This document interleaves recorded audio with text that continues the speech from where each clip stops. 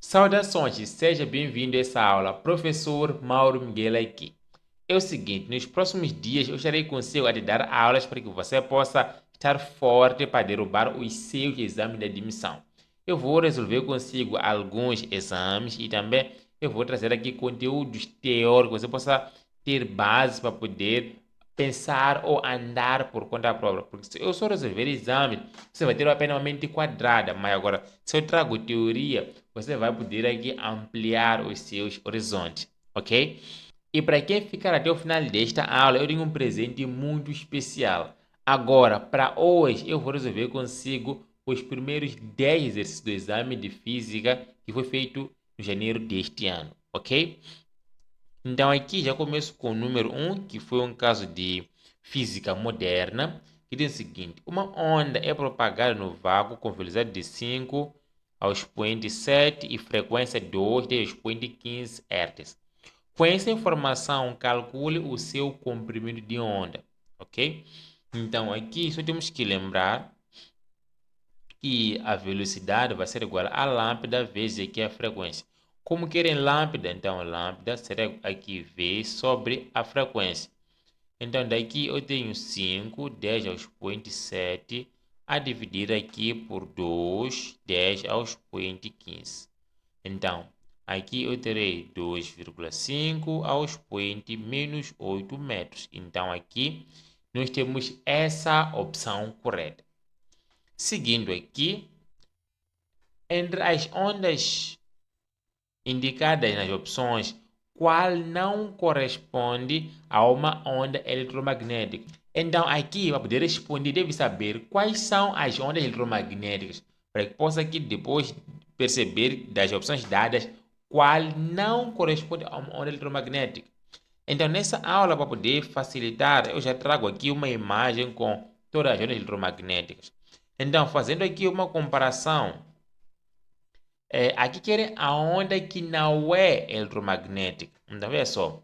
Esse aqui é o espelho das ondas eletromagnéticas que começam aqui desde o sinal de rádio até aqui o raio gama.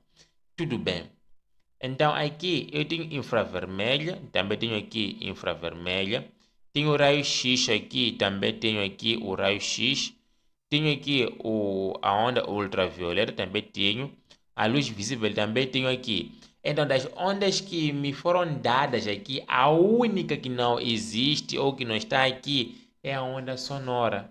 A onda sonora, na verdade, é uma onda mecânica e não uma onda eletromagnética. Então, a opção aqui que não corresponde a uma onda eletromagnética vai ser a opção E, que é a onda sonora. Só isso.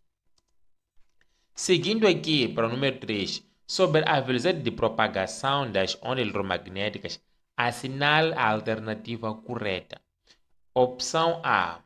Diferentes ondas eletromagnéticas sempre se propagam com velocidades diferentes. Isso não corresponde à verdade.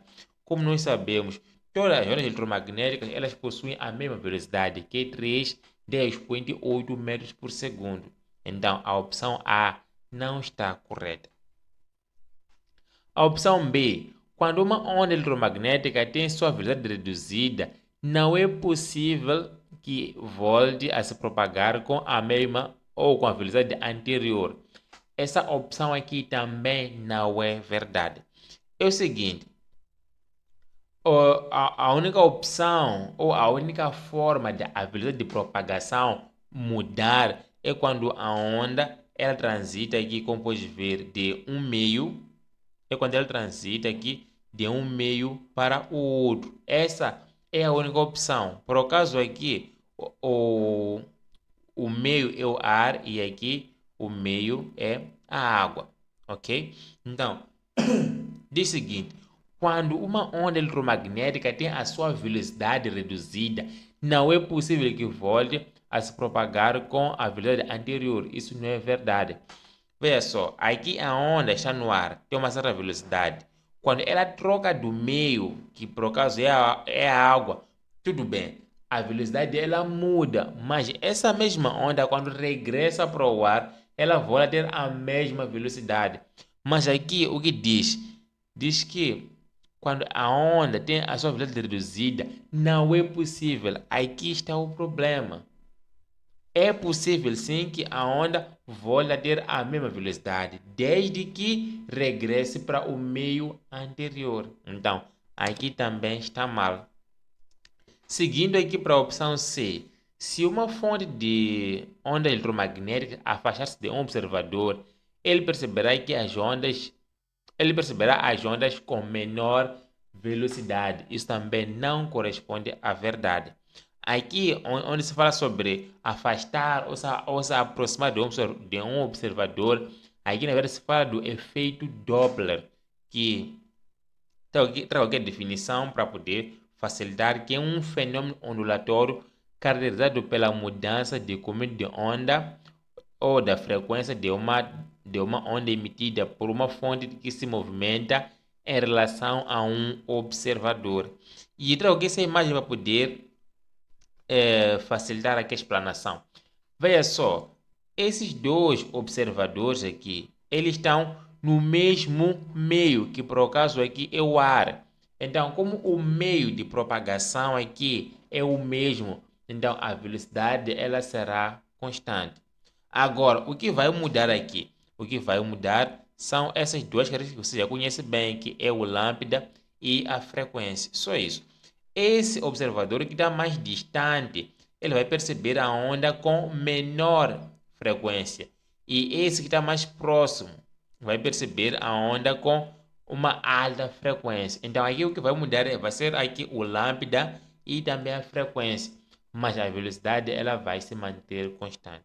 Então, por consequência disso, tanto a opção C como a opção D estão erradas, porque aqui dizem que se essa onda eletromagnética ela se afastar ou se aproximar, ela terá menor ou maior velocidade. Não. Se o meio não mudar, então a velocidade ela vai ser a mesma.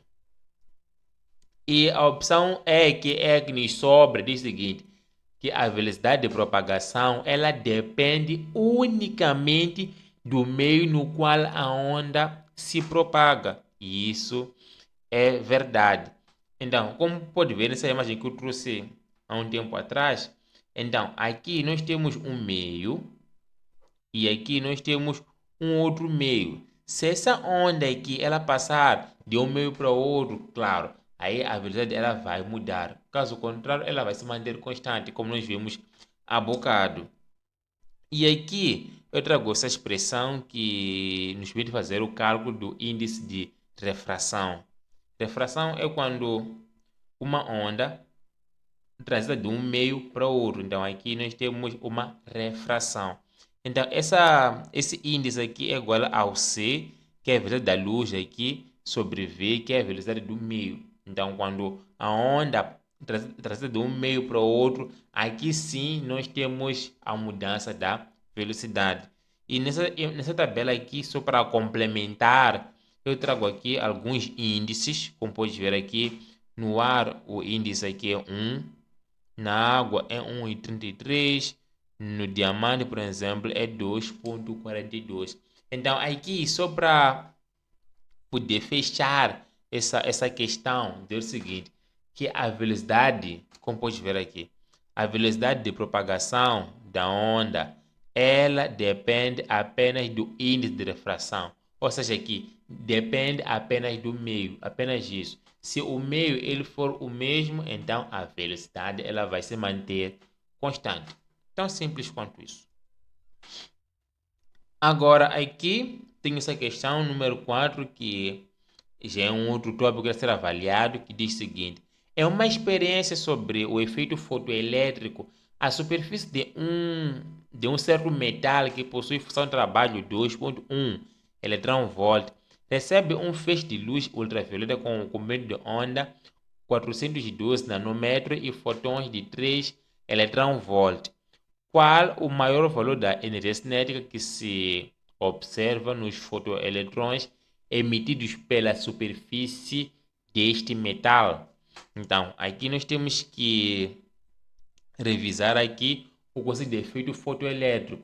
No efeito fotoelétrico, eletrões numa superfície metálica elas são removidas devido à exposição nela de uma fonte luminosa.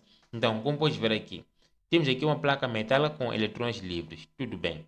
E temos aqui uma fonte luminosa, pode ser, por exemplo, uma lâmpada, uma lanterna, sol, por exemplo.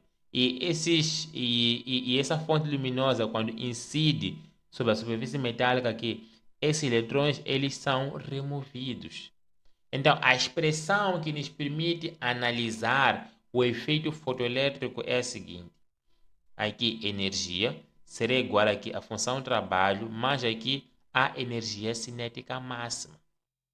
Mas aqui, energia cinética máxima, em que essa energia é a energia dos fotões, energia da radiação luminosa. Essa função de trabalho aqui é a energia mínima para que o efeito fotoelétrico ocorra. Agora, essa energia cinética, como pode ver, essa energia que está atrelada à velocidade com a qual esses eletrões aqui serão removidos ou aqui da placa metálica. Então, essa energia aqui, ela aqui é igual. Essa energia é igual à energia de Planck, que é igual a H vezes F, ou E aqui vai ser H vezes C sobre lambda. Mas aqui o examinador ele foi muito bonzinho conosco, porque nos deu aqui essas duas grandezas. Nos deu aqui tanto o lambda como a energia. Então aqui não há que fazer muita coisa. É só substituir. Onde a energia, vamos colocar aqui 3. Nos deram aqui, vamos lá ver, função de trabalho que é 0,2,1, mas energia cinética, o que nós queremos. Então, daqui está claro que a energia cinética máxima será igual a 0,9 eletron-volt. E marcamos aqui. Então, vê que nosso amigo aqui, dono do exame, ele morreu aqui. Seguindo, certa substância, quando iluminada por fotões de 4 eletron-volt, é capaz de ejetar eletrões com energia de 6 eletron-volt. Determine o modo da função de trabalho da tal substância. Então, aqui nós estamos perante mais uma vez a um caso de efeito fotoelétrico, em que eletrões são removidos ou eletrões que são ejetados. Essa palavra aqui, ejetar, eu me recordo nos tempos dos DVDs, em que tinha um botão ali que era eject. Quando você clicava naquele botão, aquela gaveta ali saía. Então, ejetar é remover. Então, vamos lá aqui seguir. Nós vamos colocar a nossa expressão que é energia será igual à função trabalho mais aqui a energia cinética máxima. Então, olhando aqui para o enunciado, diz o seguinte: certa substância, quando iluminada por fotões de 4 eletron-volt, então esse 4 aqui é a energia da fonte luminosa. Então, vou colocar aqui 4 é igual. E aqui eles nos pedem a função de trabalho. E aqui diz o seguinte: é capaz de ejetar eletrões com energia de 6 eletron-volt. Então, essa energia aqui é energia cinética, a energia com a qual os eletrões saem da superfície metálica. Então, vou colocar aqui mais 6. Então, está claro que esse 6 aqui, ao ir para o outro lado, vai ficar negativo. Então, será menos 6 mais 4. Função de trabalho será aqui igual a menos 2.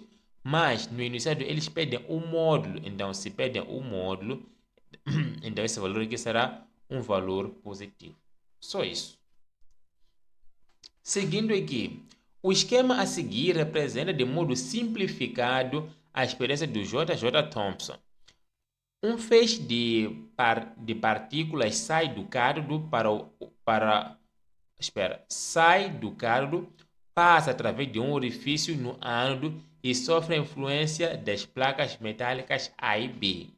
De acordo com esse esquema, o feixe se aproxima de A quando? Ok? Então, aqui para facilitar, eu trouxe aqui essa imagem já ampliada. Então, temos aqui o cátodo e aqui nós temos o ânodo. Então, temos a perceber que aqui no ânodo temos aqui um orifício. Tudo bem.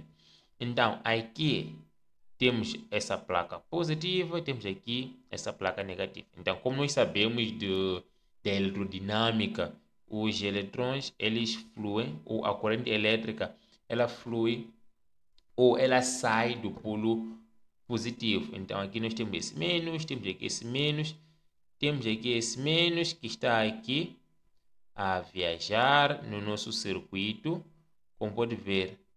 Então, ao passar daqui e chegar aqui,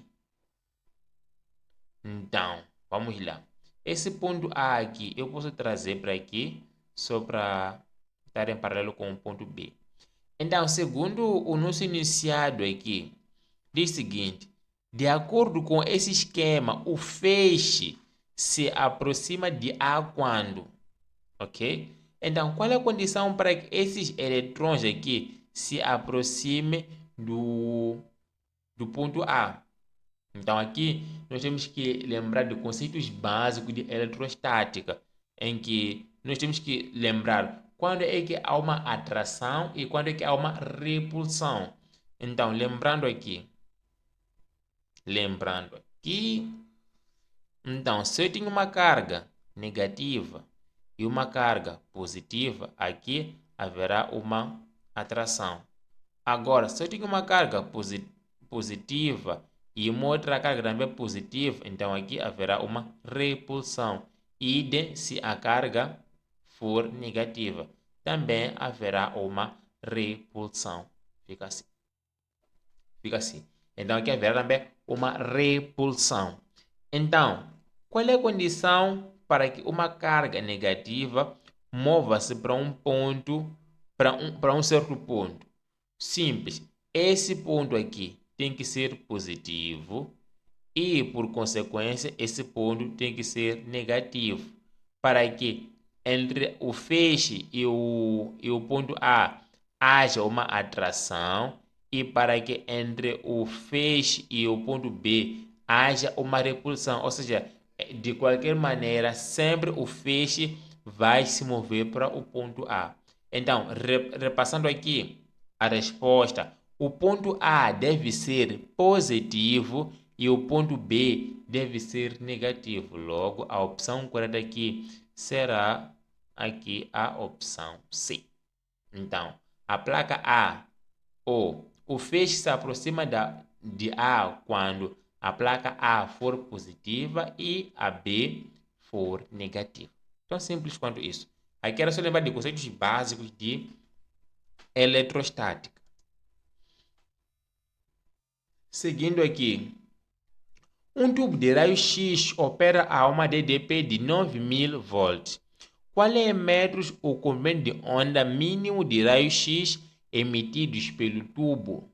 Então, aqui, antes de eu começar a meter mão na massa, preciso de lembrar um pouco de como é que os raios-x são produzidos. Então, tenho aqui essa imagem, em que eu tenho aqui um tubo de raio-x e aqui eu tenho uma fonte de tensão. Na fonte de tensão, que pode ser, por exemplo, uma bateria, por exemplo, existe energia potencial elétrica. Então, aqui existe energia potencial elétrica, ok? Então, nessa fonte de tensão aqui, haverá uma DDP, diferença de potencial. Essa DDP aqui fará com que os eletrões que estão aqui no cátodo, eles avancem, eles se movam até colidir aqui com o alvo metálico. Essa DDP aqui fará com que esses eletrões se movam até colidir com o alvo metálico. E esses eletrões, ao colidirem com o alvo metálico aqui, se produz aqui os raios-x. Então, o que acontece na produção de raios-x? Temos aqui a energia potencial elétrica, que vai se converter em energia cinética ao fazer com que os eletrões se movam. Esses eletrões, ao colidirem com o alvo metálico, aqui vai se produzir a energia dos raios-x. Ou seja, teremos aqui esta relação. A energia potencial elétrica se converte em energia cinética e a cinética, por sua vez, se converte em energia dos raios-x. Aí você pode me perguntar, professor Mauro, como é que eu faço então para usar essa expressão para fazer ou para solucionar o meu problema, uma vez que nessa expressão tem duas igualdades? Então, esse é o momento que eu quero muito da sua atenção. Veja só, aqui, de fato, nós temos duas igualdades. Então, temos que ver quando é que nós relacionamos a energia potencial elétrica à cinética e quando é que nós relacionamos a energia potencial elétrica à energia dos raios X. Então, veja só aqui. Opa.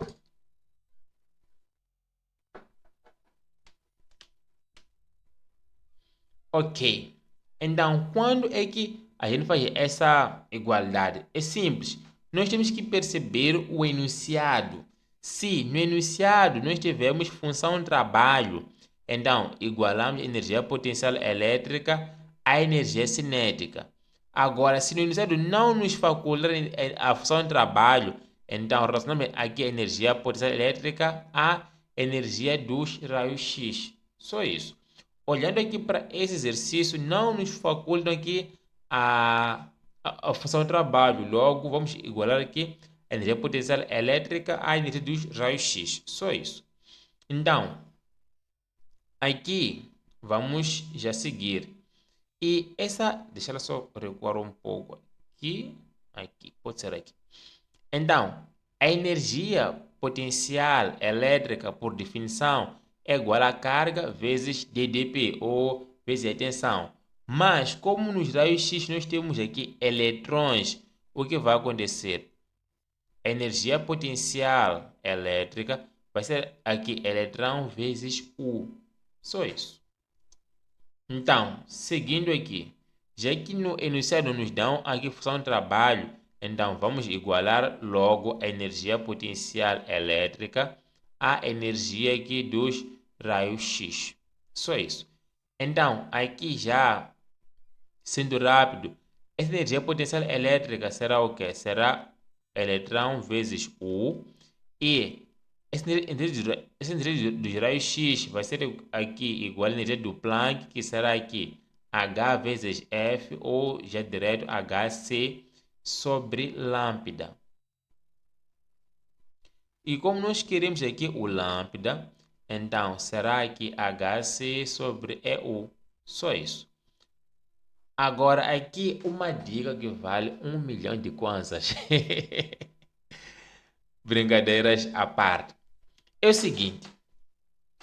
Aqui eu tenho lambda é igual a HC sobre EU. Este E aqui representa eletrão. Ok. Agora, esse H que nós temos aqui é a constante de Planck.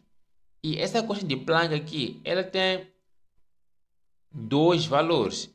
Nós podemos encontrar a constante em Joule, que é o que nós temos aqui, mas também temos a constante em electron-volt. Agora, para facilitar aqui a nossa resolução, temos que usar o H em electron-volt para ele poder aqui simplificar ou cortar com este E que está aqui na nossa expressão. Só isso. E lembrando, o outro H será 4,14 10 a menos 15 eletron-volt segundo. É esse que nós vamos usar. Então, aqui é só colocar 4,14. Aqui, 10 a menos 15 é vezes 3. 10 aqui é os 0,8 sobre E vezes 9.000, que é 10 aos 0,3. Então, esse E aqui corta com esse E aqui. Então, lambda será aqui 4,14 vezes menos 15 mais 8. Vai ser aqui 10 a menos 7 sobre esse 3 dividido por 9 fica sobra 3 embaixo. Esse expoente 3, quando vai para cima, fica menos 3.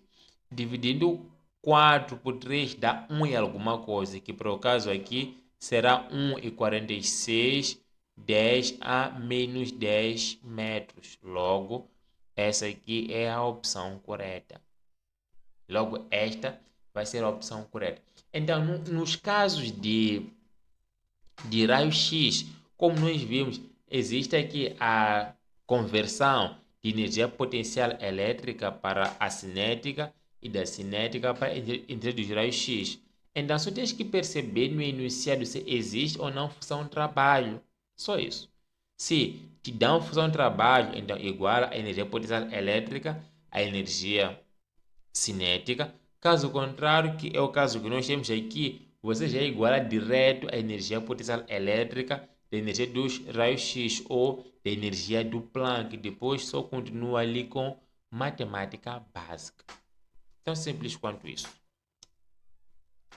Seguindo aqui, o efeito fotoelétrico é um efeito pelo qual, já falamos disso, no efeito fotoelétrico, eletrões livres numa superfície metálica são removidos, são arrancados por meio da exposição da superfície metálica de uma fonte luminosa. Logo, ficamos com a opção C, que diz o seguinte: o efeito fotoelétrico é um efeito pelo qual eletrões são arrancados de certas superfícies quando há incidência da luz sobre elas. Então, a opção C é a opção correta, então não vamos aqui perder tempo em analisar as outras opções. Aqui nós temos qual é em nanômetros o comprimento de onda máximo correspondente ao pico da radiação do corpo negro para a zona convética, cuja temperatura é T igual a 10⁵ Kelvin. Ok. Aqui nós temos que aplicar a lei de Wien, que diz o seguinte, que diz que lambda vai ser igual aqui a B sobre T. Então, a questão de Wien diz que B é igual a 3, 10 aqui, menos 3 sobre 10 aqui aos point 5, não menos 5, aos point 5. Então, como só temos expoente, então o expoente já vai para cima, vai somar menos 3, menos 5, vai dar menos 8 metros. Mas, como pode ver aqui, chama de esse valor em nano. Então, se eu lembrar, 1 nanômetro corresponde a 10 a menos 9 metros. Aqui eu estou no menos 8, quero chegar no menos 9. Quanto falta? Falta menos 1. Então aqui eu posso colocar lambda, sendo 3, 10 a menos 8, vezes 10 aqui é o expoente de menos 1. Mas agora, esse menos 1 eu inventei, eu devo compensar aqui com o expoente 1, porque esta multiplicação aqui me dá 1. É só lembrar da matemática, aquilo que é multiplicar e dividir pelo conjugado. Então, por aí. Então, aqui, se eu multiplico com o expoente menos 1, multiplico aqui com o expoente 1, para que menos 1 e 1 dê 0, dê o expoente 0 dê 1. Então, voltamos a estaca 0. Ok. Então, aqui, eu vou multiplicar o 3 e o 10, que vai dar 30. Agora, menos 8, menos 1, vai dar aqui menos 9 metros. Ou lambda será aqui 30 nanômetros. Só isso. Logo, ficamos com a opção E. O nosso homem aqui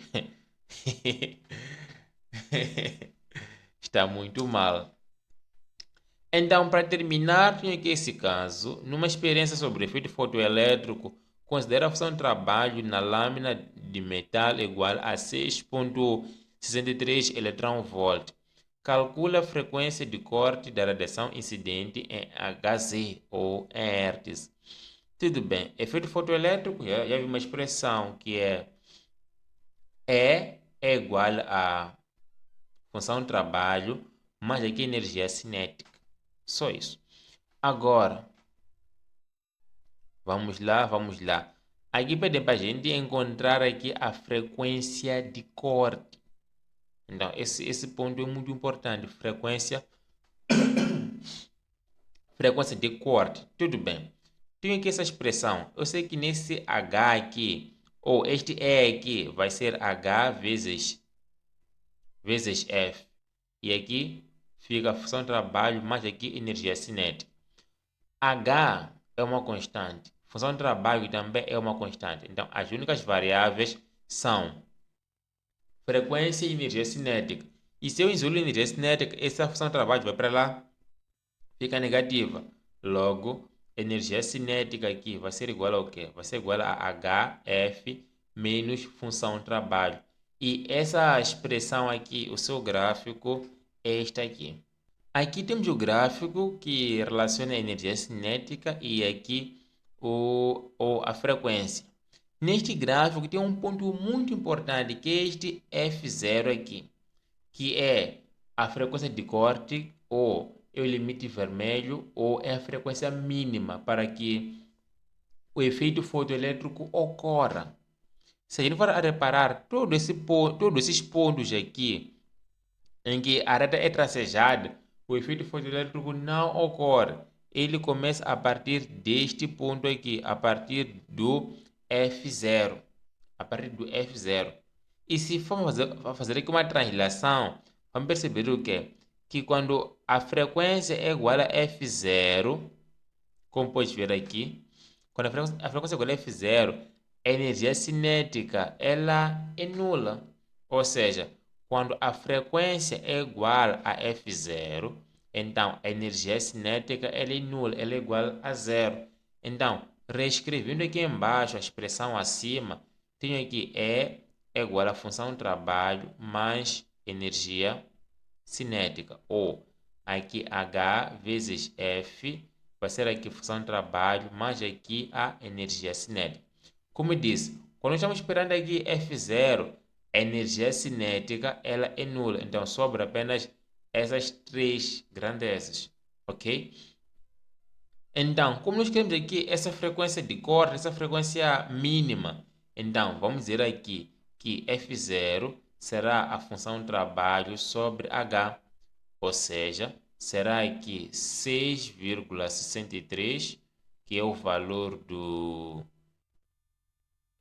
da função de trabalho, sobre o H. E aqui, mais uma vez, repare, se eu tenho aqui a função de trabalho em electron-volt, para eu facilitar a minha vida, preciso usar também o H em electron-volt, que nós já mostramos há bocado, que é 4,14, 10 a menos 15 electron-volt também.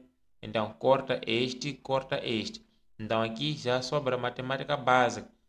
Aqui para facilitar a minha vida, eu vou usar aqui aproximações.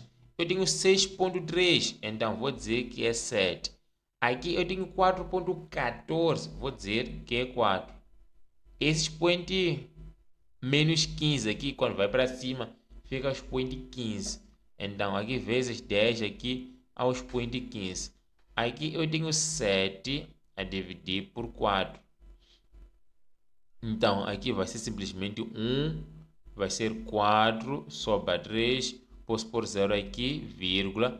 Aqui eu posso colocar 7, que dá 28, e isso continua. Então, 7 dividido por 4 dá 1,7 ao expoente 15 aqui, HZ. E veja só, como eu aqui usei aproximações, então o valor que eu vou encontrar também vai ser um valor aproximado. Então, eu tenho aqui 1,7 ao expoente 15. E aqui nas opções eu tenho 1,6 ao expoente 15. Está claro que a opção correta vai ser a opção C. E dessa maneira nós terminamos a nossa aula de hoje. Claro, sendo uma aula que eu estava aqui a explicar, a aula teve que ser um pouco mais longa, mas acredito que o passo a passo, os princípios ficaram. Como prometi no início desta aula, que quem ficasse até o final teria um presente. É o seguinte, nós estamos aqui a enviar gratuitamente exames resolvidos para os nossos alunos ou para as pessoas que nos seguem.